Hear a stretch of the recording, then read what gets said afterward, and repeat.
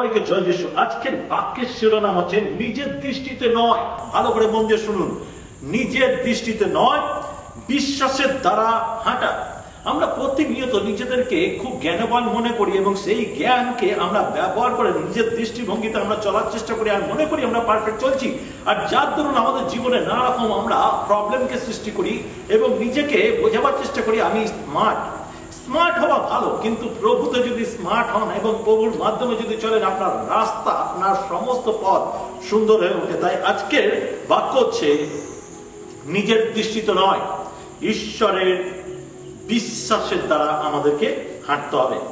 কারণ আজকে যদি দেখি সেই বাক্যগুলো, যদি রোমিও 15 অধ্যায় 4 পদ দেখি, সেখানে কি বলছে? কারণ পূর্বকালে যাহা যাহা লিখিত হইয়াছিল সে সকল আমাদের শিক্ষার নিমিত্ত লিখিত হইয়াছিল, যেন শাস্ত্রমূলক ধৈর্য ও সান্ত্বনা দ্বারা আমরা প্রত্যাশা প্রাপ্ত হই। জেনে রাখবেন, আপনার পথ ঈশ্বর অনেক আগে রেডি করে রেখেছিল।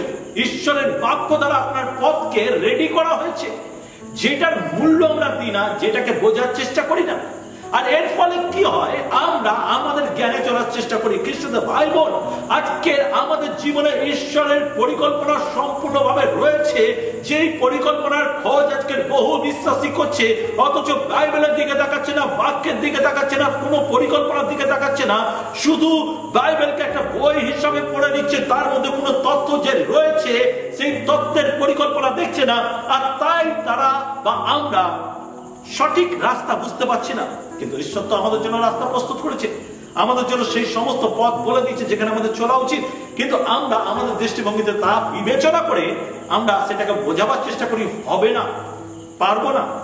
ঈশ্বর সব জানে, তাই আমরা নিজেদের দৃষ্টিভঙ্গিতে চলার চেষ্টা করি, আর এটাই আমাদের জন্য বিপাকে নিয়ে যায়। যদি দেখি 1 করিন্থীয় 10 অধ্যায় 6 পদ, সেখানে বলছে এই সকল বিষয় আমাদের দৃষ্টান্ত স্বরূপ ঘটিয়াছিল। এই সমস্ত যা কিছু বাইবেলের স্টোরি, এই সমস্ত কি কারণে ঘটেছিল? আমাদের দৃষ্টান্ত স্বরূপ, আমাদের জন্য উপমা স্বরূপ ঘটেছিল, যেন তাহারা যেমন অভিলাষ করিয়াছিল আমরাও তেমনি মন্দ বিষয়ের অভিলাষ না করি। আমেন। অনেক সময় বাইবেলের অনেক স্টোরি আমাদেরকে শেখায় যে কোন বিপদ আমাদের সামনে আসতে চলেছে আর কোন আশীর্বাদ আমাদের কাছে আসতে চলেছে। তাই আমাদের উচিত সঠিক রাস্তাকে বাছাই করা। খ্রিস্টীয় ভাই বোন, আমরা কেউ বলতে পারি না আমি অবুঝ। আদম জ্ঞানদায়ক ফল খেয়েছিল, আদম জ্ঞানদায়ক ফল খেয়েছিল, জ্ঞান খুলে গেছিল, চক্ষু দৃষ্টি খুলে গেছিল, পাপ এবং ভালো দুটোকেই বোঝে। এবং আমরাও খুব ভালো করে বুঝি যে কোনটা পাপ আর কোনটা ভালো। তাই লুকায়িত বিষয় কিছু নেই, নিজেকে সন্তুষ্ট করে লাভ নেই। আমি বলতে পারি না আমি কিছু বুঝি না, আমি কিছু জানি না, এটা মিথ্যে কথা। আমরা সব বুঝি, সব জানি, তার সত্ত্বেও ভুল করি এবং বোঝাবার চেষ্টা করি আমরা কিছুই বুঝি না। 2 করিন্থীয় তার 5 অধ্যায় 7 পদ, সেখানে বলছে কেননা আমরা বিশ্বাস দ্বারা চলি, কেননা আমরা বিশ্বাস দ্বারা চলি, বাহ্যিক দৃষ্টি দ্বারা নয়, বাহ্যিক দৃশ্য দ্বারা নয়। আমাদের বিশ্বাস দ্বারা চলা উচিত। যে সমস্ত বাহ্যিক দৃষ্টি মানুষ আজকে দৌড়াচ্ছে, যে সমস্ত আমোদ প্রমোদকে মানুষ খুঁজছে, যে সমস্ত কিঞ্চিত কালের জন্য মানুষকে উল্লাসিত করে বিনাশ করছে, সেই দিকে মানুষ দৌড়াচ্ছে। আমরা সেই দিকে তাকাই না, আমরা সেই দিকে যাই না, কারণ আমরা বিশ্বাস দ্বারা চলি। আপনি যদি বিশ্বাসী, তাহলে এইটা আপনার জীবনের মন্ত্র হওয়া উচিত, উদ্দেশ্য হওয়া উচিত এবং লক্ষ্য হওয়া উচিত যে আমরা বিশ্বাস দ্বারা চলি। আমরা মন্দ দ্বারা নয়, বাহ্যিক বিষয় দ্বারা নয়, বাহ্যিক দৃষ্টিভঙ্গি দ্বারা নয়। আপনার জীবনে আপনাকে এটা সিদ্ধান্ত নিতে হবে, আপনি কোন দৃষ্টিভঙ্গিতে চলছেন, আপনি কোন মেন্টালিটিতে চলছেন। আপনাকে চলা উচিত ঈশ্বরের প্রতি বিশ্বাস দ্বারা। আমেন। বিশ্বাসের মাধ্যমে চলা আমাদের জীবনে পরিবর্তন নিয়ে আসে। যখন আমরা বিশ্বাস দ্বারা চলি, তখনই কিন্তু আমাদের জীবনের সমস্ত কিছু পরিবর্তন নিয়ে আসে। পরিবর্তনই হচ্ছে বিশ্বাসের একটা অঙ্গ। আপনি যখন বিশ্বাস করেন, তখন আপনার জীবনে অনেক কিছু পরিবর্তন ঘটে, অনেক কিছু পরিবর্তন ঘটে। আর যখন পরিবর্তন ঘটে তখনই আপনি জানতে পারেন যে আপনি বিশ্বাসী। যদি পরিবর্তন না ঘটছে তাহলে আপনি বিশ্বাসী হবার নাটক করছেন বা মেকআপ করছেন বা ঢং করছেন। সরি, এটা রিয়েলিটি।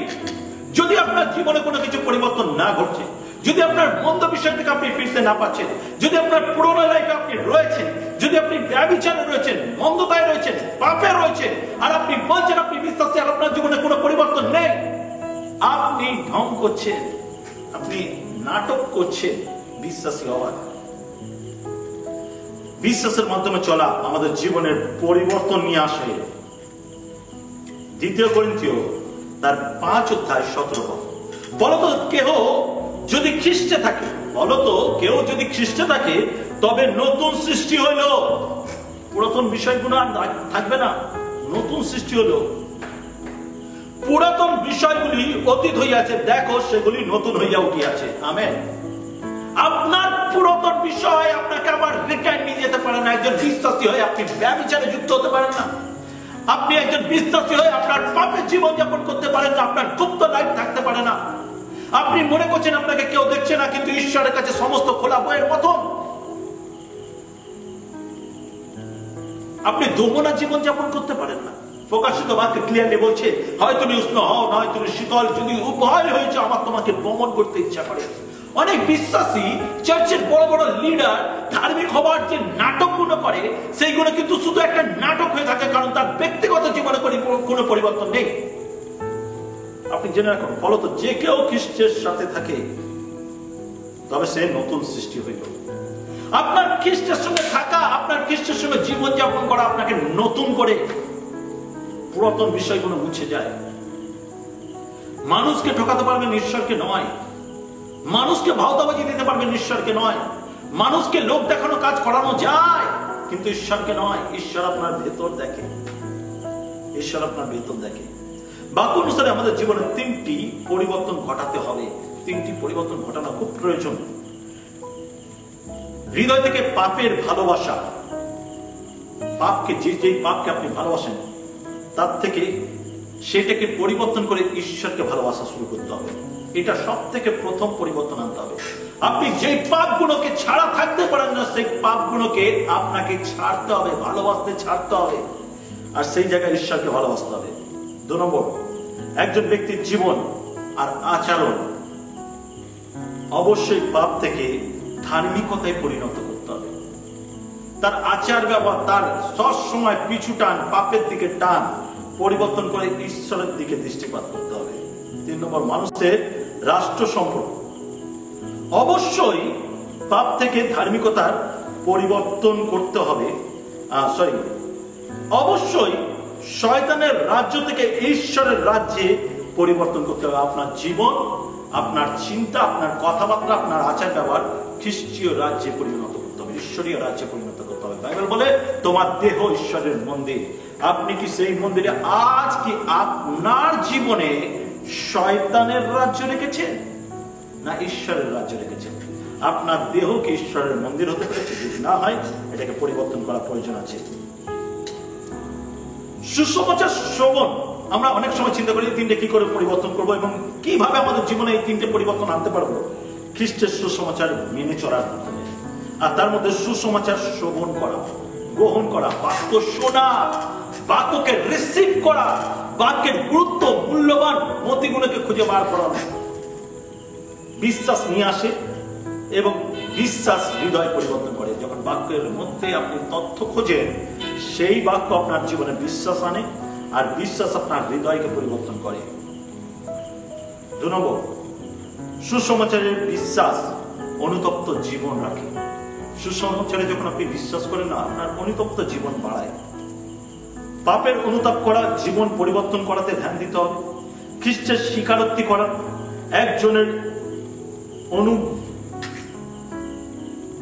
একজনকে নিজের জীবনের পরিবর্তন করাতে হবে, মানে নিজেকে পরিবর্তন করাতে হবে। পাপের ক্ষমার জন্য ব্যাপটিজম নেওয়া এবং সেই ব্যাপটিজমকে স্বীকার করা এবং নিজেকে, নিজের ব্যক্তিগত জীবনকে অস্বীকার করে ঈশ্বরের সম্পর্কে আসা। যদি রোমিও 10:17 দেখি, সেখানে বলছে অতএব বিশ্বাস শ্রবণ হইতে এবং সেবন খ্রিস্টের বাক্য দ্বারা হয়। জেনে রাখবেন এই সমস্ত কিছু যা কিছু আমি বললাম এর আগে পয়েন্ট পয়েন্ট করে 1 নম্বর 2 নম্বর 3 নম্বর করে আপনার সবকিছু একটা ডিসিপ্লিনে আপনার লাইফ চেঞ্জ হতে পারে। সেটা হলো ঈশ্বরের বাক্য শোনা এবং গুরুত্বপূর্ণভাবে বাক্য চলেই যাচ্ছে, কোথাও বাক্য লাগিয়ে দিলেন, টিভিতে বাক্য লাগিয়ে দিলেন, আর মনে করছে না আপনার বাক্য চলছে সবকিছু পরিবর্তন হয়ে যাবে। শয়তান তো শুনছে, আমার শোনার দরকার নেই। ঈশ্বরের বাক্য আমার শোনার দরকার নেই। শয়তান শুনলে শয়তান ভয়ে পালিয়ে যাবে। সরি, ঈশ্বরের বাক্য আপনাকে শুনতে হবে, তাতে বিশ্বাস করতে হবে, সেটাকে দাবি করতে হবে। যখন আপনি এটা করেন তখন কিন্তু শয়তান ভয় কাঁপে। হালেলুয়া। বিশ্বাসের সাথে চলার সাথে জ্ঞান জড়িত। যখন বিশ্বাসের সাথে চলি তার সঙ্গে কিন্তু আমাদের জ্ঞান জড়িত আছে।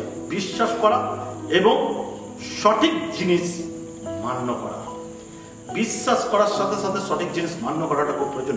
একজন বিশ্বাসী বিশ্বাসের পথে তো চলে, কিন্তু সেই বিশ্বাসী হবার জন্য স্বর্গীয় জ্ঞান কি তার আছে? সে কি স্বর্গীয় জ্ঞানের সঙ্গে যুক্ত? সে কি বাইবেলকে অনুসন্ধান করে, বাইবেলের পথে চলে? বিশ্বাস করার সাথে সাথে সঠিক জিনিস মেনে নেওয়া উচিত, যেটা ঈশ্বর দ্বারা আসে। অনেক সময় আমরা বলি এটা আমার জন্য বাক্য নয়, এটা অন্য কারোর জন্য বাক্য, অথচ আমি বুঝছি ভালো করে এই বাক্য আমাকে ঈশ্বর দিয়েছে যাতে আমি পরিবর্তন হই। বাক্যকে স্বীকার করা।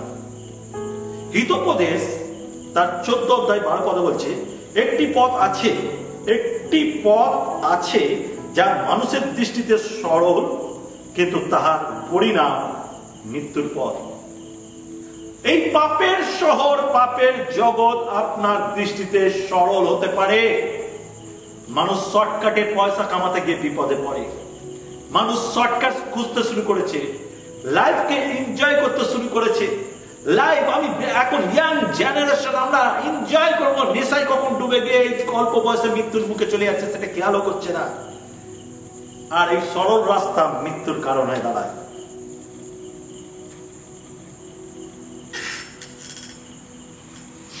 সঠিক মতবাদকে বোঝা উচিত, বা আমরা সহজ ভাষায় বলতে পারি সঠিক ডক্টরিনকে বোঝা উচিত। এখন অনেক ডক্টরিন উঠেছে যেগুলো আপনাকে পাপে পরিচালনা করে, যেগুলো মন্দের দৃষ্টিভঙ্গি দেখায়। আসি দেখি সেগুলো। মথি তার 15:9 যদি দেখি, মথি 15:9 সেখানে বলছে এবং ইহারা অনার্থ আমার আরাধনা করে, মনুষ্যদের আদেশ ধর্মসূত্র বলিয়া শিক্ষা দেয়। ওকে, তারা শুধু বিনা কারণে আরাধনা করে, যার কোনো মানে মতলব নেই, এবং মানুষের জ্ঞান, মানুষের আদেশকে বলে ঈশ্বরের বাক্য বলে চালাবার চেষ্টা করে। এদের থেকে সাবধান। প্রথম তিমোথেও তার 4:1 বলছে কিন্তু আত্মা স্পষ্ট বলিতেছে, ভালো করে শুনি, কিন্তু আত্মা স্পষ্ট বলিতেছে উত্তরকালে কত লোক ভ্রান্তিজনক আত্মাদিওকে ও ভূতগণের শিক্ষামালায় মন দিয়া বিশ্বাস হইতে সরিয়া পড়িবে। কিন্তু আত্মা স্পষ্ট বলিতেছে উত্তরকালে কত লোক ভ্রান্তিজনক আত্মাদিওকে ও ভূতগণের শিক্ষামালায় মন দিবে, দিয়া বিশ্বাস হইতে সরিয়া যাবে। দেখুন কত বড় বড় বিশ্বাসীরা, তারা কি হচ্ছে না, বিনাশ হয়ে যাচ্ছে, শেষ হয়ে যাচ্ছে, কারণ তারা ভ্রান্তিজনক আত্মার দিকে দৃষ্টিপাত করছে। প্রথম তিমোথেও তার 4:6 কি বলছে? এই সকল কথা ভাতৃগণকে মনে করিয়া দিলে, এই সমস্ত কথা ভাতৃগণকে মনে করিয়া দিলে তুমি খ্রিস্ট যিশুর উত্তম পরিচালক হইবে, যে বিশ্বাসের উত্তম শিক্ষার অনুসরণ করিয়া আসিতেছে, তাহার বাক্য পোষিত থাকিবে। আপনাকে এটা মাথায় রাখতে হবে। এবং যখন ভ্রান্তিজনক কোন বিশ্বাসঘাতকতা ব্যক্তি ঈশ্বরের বাক্যকে বাহ্যিকভাবে ব্যবহার করে, আপনার এইগুলো মনে করে দেওয়া উচিত যে এরা সেই দুষ্ট লোক। আমেন। বিশ্বাসের মাধ্যমে চলা আমাদের মনোযোগকে ঈশ্বরের প্রতি স্থির করে। বিশ্বাসের মাধ্যমে চলা আমাদের মনোযোগকে ঈশ্বরের প্রতি স্থির করে। যে দেখি মথি তার 14:22-23 সেখানে বলছে আর যিশু তখনই শিষ্যদিগকে দৃঢ় করিয়া বলিয়া দিলেন যেন তাহারা নৌকায় উঠিয়া তাহার অগ্রে পরপারে যান আর ইতিমধ্যে তিনি লোকদিওকে বিদায় করিয়া দিবেন। পরে তিনি লোকদিওকে বিদায় করিয়া বিরলে প্রার্থনা করিবার নিমিত্ত পর্বতে উঠিলেন। সন্ধ্যা হইলে তিনি সেই স্থানে একাকী থাকিলেন। আমেন। জেনে রাখবেন, বিশ্বাসের মাধ্যমে চলা আমাদের মনোযোগকে ঈশ্বরের প্রতি স্থির করে। স্থিরতা কি? প্রার্থনায় মনোযোগ দেওয়া, একাকী প্রার্থনায়, লোক দেখানো প্রার্থনা। দেখবেন অনেক বিশ্বাসী, আজকের এমন বিশ্বাসীরা উঠছে, আমার বলতে এটা খুব কষ্ট লাগছে, আজকালকার যুগে এমন বিশ্বাসীরা উঠছে যারা শুধুমাত্র চার্চে প্রার্থনা করে, গ্যাদারিং এ প্রার্থনা করে, লোকের সামনে প্রার্থনা করে, লোকের সামনে বাইবেল পড়ে, ব্যক্তিগত প্রার্থনা, ব্যক্তিগত বাইবেল রিসার্চ, বাইবেল পড়া তাদের জীবনে নেই। যিশু বেশিরভাগ সময় প্রার্থনায় কাটাত। স্থিরতা প্রভুতে স্থিরতা আনতে হবে। ইব্রিয় তার 13:5 বলছে, তোমাদের আচার ব্যবহার ধনাসক্তি বিহীন হোক। মানুষ ধনের দিকে দৌড়াচ্ছে, অর্থের দিকে দৌড়াচ্ছে, পয়সা তাড়াতাড়ি কামাবার জন্য নানা রকম পাপে যাচ্ছে। তাই বলছে ধনাসক্তির বিরোধী হোক। তোমাদের আচার ব্যবহার ধনাসক্তি বিহীন হোক। তোমাদের যাহা আছে তাহাতে সন্তুষ্ট থাকো, কারণ তিনি বলিয়াছেন, আমি কোন ক্রমে তোমাদিওকে ছাড়িব না ও কোন ক্রমে তোমাদিওকে ত্যাগ করিব না। মন দিয়ে শুনুন, তার প্রতিজ্ঞা। আমরা যে ধনের পিছনে দৌড়াই, সেই ধন আমাদেরকে মুক্তি দিতে পারে না, শান্তি দিতে পারে না, জীবন দিতে পারে না, উদ্ধার করতে পারে না। কিন্তু বলছে ঈশ্বরের বাক্য, আমরা যেন ধনাশক্তির থেকে বাইরে সরি, ধনের উপরে নির্ভর না করি, অর্থের উপরে নির্ভর না করি। কারণ ঈশ্বরের প্রতিজ্ঞা, তিনি কখনো আমাকে ছাড়বে না, তিনি প্রতিনিয়ত আমাকে ধরে রাখবেন। হালেলুয়া। লাগছে ভিতরে কষ্ট লাগছে, একবার যাচাই করে দেখুন তো আমরা কি তাই না? আমাদের পরিবর্তনের প্রয়োজন, আমাদের পরিবর্তনের প্রয়োজন। খ্রিস্টদের ভাই বোন, আজকের আমরা নিজেদেরকে যাচাই করে দেখি, নিজেদের দৃষ্টিতে নয়, বিশ্বাসের দ্বারা হাঁটা কতটা প্রয়োজন। আমরা নিজের দৃষ্টিতে চলে চলে আজকের এমন জায়গায় এসে দাঁড়িয়েছি যেখানে আমরা মনে করি আমরা সঠিক চলছি, তার সত্ত্বেও কেন আমাদের জীবনে এই প্রবলেম, তার সত্ত্বেও কেন আমরা এই সমস্যায় পড়ছি, কেন আমাদের জীবনে এই সমস্যা আসছে? কারণ আমরা নিজের দৃষ্টিতে চলছি, ঈশ্বরের দৃষ্টিতে নয়, ঈশ্বরের বিশ্বাসে নয়। তাহলে আজকে কি শিখলাম? তাহলে আজকে আমাদের বাক্যে কি শিখলাম? বিশ্বাসের সাথে চলা। প্রথম আমাদেরকে বিশ্বাসের সাথে চলতে হবে। একটি পরিবর্তন জড়িত জীবনযাপন করতে হবে, যেখানে আমার পরিবর্তন আছে, আমার মন্দতাকে আমি ছাড়তে পারছি। সঠিক জিনিসগুলো জানা, ঈশ্বরের বাক্য দ্বারা বিশ্বাস করা, অনুসরণ করা, আর সেই পথে চলার একটা বিশেষ উদ্যোগ রাখা। মনোযোগ ঈশ্বরের প্রতি করুন। আপনার স্থিরতা জীবন আনুন, যে আমি ঈশ্বরের প্রতি বিশ্বাস রাখবো, ঈশ্বরের প্রতি নির্ভর করব। আপনি কি দৃষ্টিতে চলেন তা পরীক্ষা করুন, কন্টিনিউ। অথবা আপনি কি বিশ্বাসে চলেন সেটাকে যেন প্রতিনিয়ত যাচাই করি, আমি কি প্রভুতে বিশ্বস্ত আছি। বিশ্বাস ঈশ্বরের সম্মান করে, বিশ্বাসের দ্বারা ঈশ্বরকে সম্মান করা হয়, আর ঈশ্বর বিশ্বাসকে সম্মান করে। আমেন। তাই আজ আমাদেরকে অনেক পরিবর্তনের প্রয়োজন, অনেক কিছু চেঞ্জের প্রয়োজন। যদি আপনি চেঞ্জ না করছেন, তাহলে আপনাকে মনে করে দিতে চাই আপনার পরিবর্তনের প্রয়োজন আছে। আমেন। আপনার পরিবর্তনের প্রয়োজন আছে। আজকে নিজেকে সমর্পণ করি। আমি বিশ্বাস করি আজকের বাক্য আপনার জীবনে কাজ করেছে, আজকের বাক্য আপনার জীবনকে পরিবর্তন করছে। তা আসলে আমরা প্রার্থনা চাই। পবিত্র পিতা, আমি প্রার্থনা করি আজকের বাক্যকে তুমি স্পর্শ করো। যতজন শুনছে প্রভু অনলাইনে, প্রভু যেখান থেকে শুনছে প্রভু, আমরা জানি বহু জায়গা থেকে আমাদের এই ঈশ্বর তোমার বাক্যকে শোনে প্রভু। যতজন তোমার দাসদাসীরা আজকের এই বাক্যকে শুনছে, তাদেরকে আশীর্বাদ করো, তোমার অভিষেকে পরিপূর্ণ করো। তাদের সমস্ত যাত্রাপথ যেন বিশ্বাসের দ্বারা চলে প্রভু, ধার্মিকতার জীবনযাপন করি এবং তোমার আত্মা দ্বারা পরিচালিত হয়। নিজের জ্ঞানে নয়, তোমার বিশ্বাসের দ্বারা যেন পরিচালিত হতে পারি। যিশু নামে প্রার্থনা চাই। Amen, amen, amen.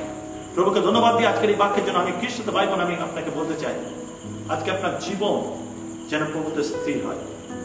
তাই যদি এই বাক্য ভালো লেগে থাকে, অবশ্যই আমাদের চ্যানেলকে সাবস্ক্রাইব করবেন এবং আপনার আত্মীয় স্বজন, পাড়া প্রতিবেশীকে, আপনার প্রিয়জনকে, যারা ডিপ্রেশন, যারা নানা রকম মন্দের মধ্যে রয়েছে, যারা ধার্মিক হও বলছে যে আমাদের কি অবস্থা, তাদের কাছে শেয়ার করবেন। অবশ্যই কোনো কিছু ভালো লাগলে কমেন্ট করবেন, আমাদের সঙ্গে যুক্ত চাইলে আমাদের ইনবক্সে আসবেন, আমরা আপনাদের সঙ্গে অবশ্যই যোগাযোগ রাখবো। আমাদের হোয়াটসঅ্যাপ নাম্বার দেওয়া রয়েছে, আপনারা চাইলে হোয়াটসঅ্যাপ নাম্বার ইউজ করতে পারেন, ডাইরেক্ট আপনি কথা বলতে পারেন। ফোন নাম্বার আছে, সেই ফোন নাম্বারে ফোনও করতে পারেন, যেটা অফিসিয়াল নাম্বার। আপনারা কথা বলতে পারেন, আমাদের কোনো না কোনো ব্যক্তি সেটাকে হ্যান্ডেল করে। ভালো থাকবেন, সুস্থ থাকবেন, প্রভুতে অনেক আশীর্বাদ আপনার জীবনে আসুক। প্রভু অনেক আশীর্বাদ করুন। জয় যিশু সবাই।